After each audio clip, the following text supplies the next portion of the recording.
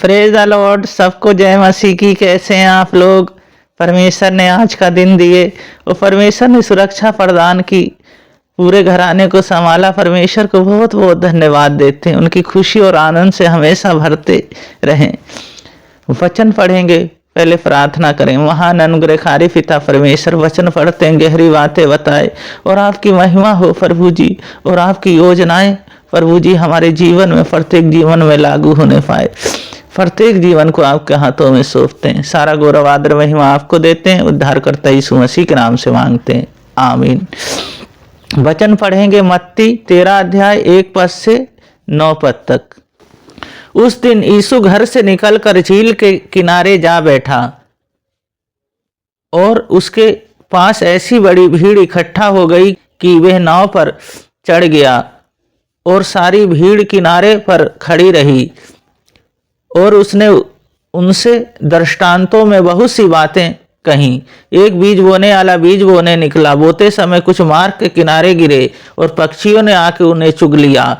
कुछ बीज पथरीली भूमि पर गिरे, जहां बहुत मिट्टी ना मिली और गहरी मिट्टी ना मिलने के कारण वे जल्दी आए, पर सूरज निकलने पर वे जल गए और जड़ ना पकड़ने से सूख गए।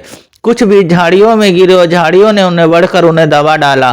कुछ बीज अच्छी भूमि पर गिरे और फल लाए, कई 100 गुना, कई 60 गुना, कई 30 गुना। जिसके कान हो वे सुन ले।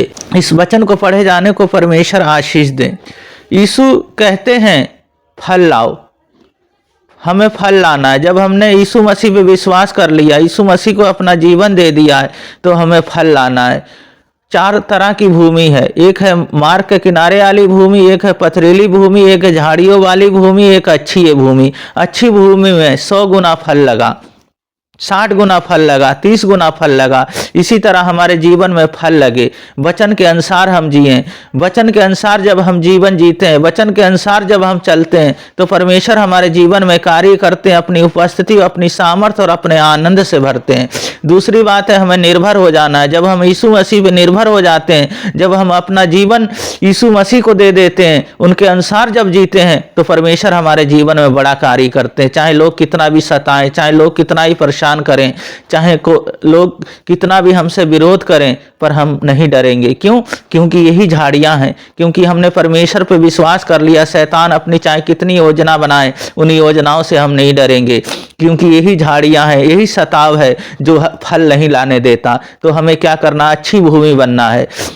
जो हमारे अंदर बीज, जो वचन है, वो वचन फल लेके आए। तीसरी बात है, आज्ञा मानना है। परमेश्वर की आज्ञा मानते हुए अपने जीवन को जीना है। उनके अनुसार हमें जीवन को जीना है और अपने जीवन में हमेशा उनकी सामर्थ्य में बढ़ते रहना। पहली बात है वचन में बने रहें, दूसरी बात है निर्भर होएं, और तीसरी बात है आज्ञा को माने। ये तीनों बातें हमारे अंदर है। परमेश्वर हमें बहुत आशीष देंगे, बहुत आगे तक बढ़ाएंगे। उनकी करुणा और दया हम पर होगी। प्रार्थना करेंगे। महान अनुग्रहकारी पिता परमेश्वर, बहन भाइयों को, बच्चों को, सबको मैं आपके हाथों में, आपके लहू में ढकता हूँ। यह सब आपकी रचना है, तो प्रभु जी होने दे कार्य।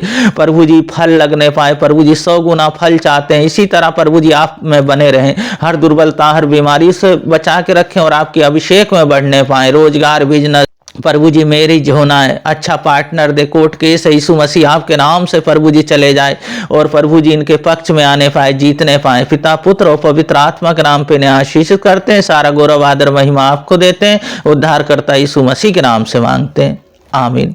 परमेश्वर आप लोगों को बहुत बहुत आशीष दें। सबको जय मसीह की।